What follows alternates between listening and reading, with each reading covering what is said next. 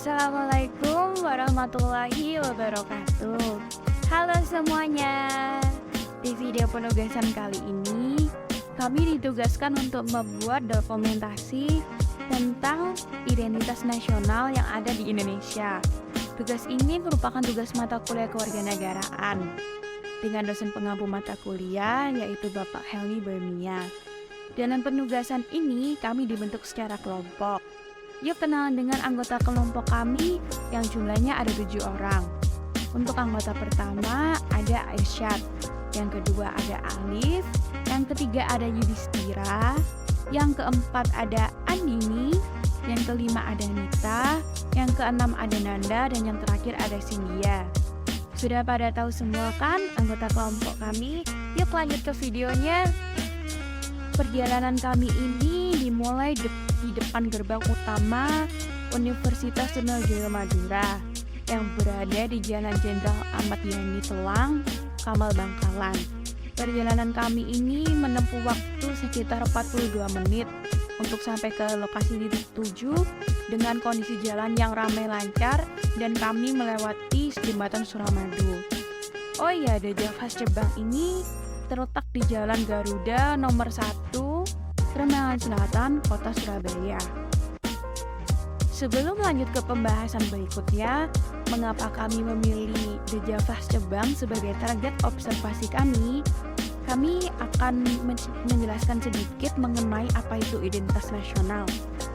Identitas nasional adalah kepribadian nasional atau jati diri nasional yang dimiliki suatu bangsa yang membedakan bangsa yang satu dengan bangsa yang lainnya. Identitas nasional dalam konteks bangsa cenderung mengacu pada kebudayaan, adat istiadat, serta karakter khas suatu negara. Dari banyaknya jenis identitas nasional, kami memilih uang sebagai target observasi kami.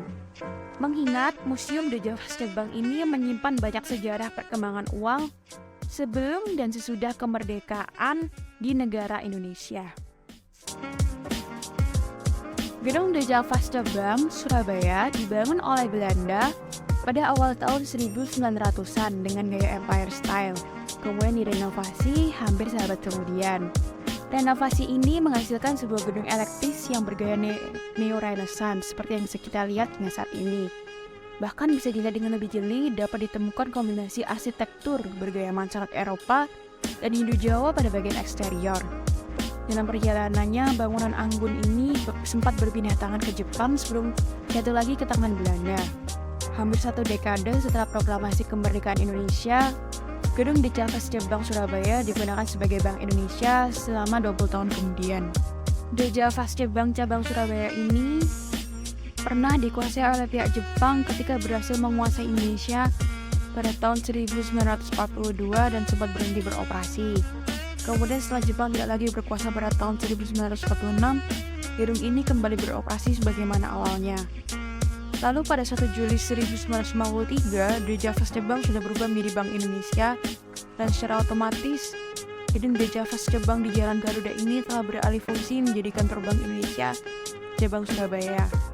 Namun, pada tahun 1973, kantor tersebut tidak lagi digunakan karena kapasitas gedung yang sudah tidak cukup memadai untuk melakukan kegiatan operasional Bank Indonesia.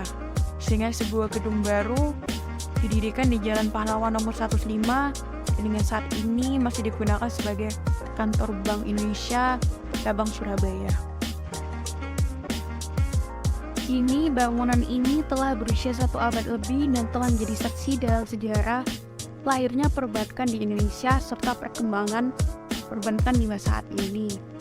Gedung The Javas Cebang Surabaya ini sekarang telah berfungsi menjadi Museum The Javas Cebang cabang Surabaya sehingga secara resmi dibuka untuk umum dan cagar budaya pada tanggal 27 Januari 2012. Museum The Javas Cebang Surabaya memiliki 3 lantai yang mana menampilkan sejarah singkat sistem perbankan di Indonesia, beberapa foto-foto lama hingga memamerkan koleksi mata uang kuno.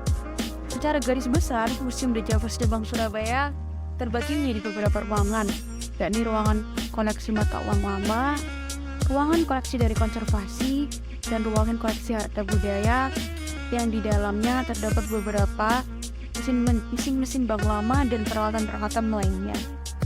Diharapkan melalui gedung Gereja Fasi Bank Surabaya ini bisa menjadi awal dari melihat lika-liku sejarah perbankan yang ada di Indonesia.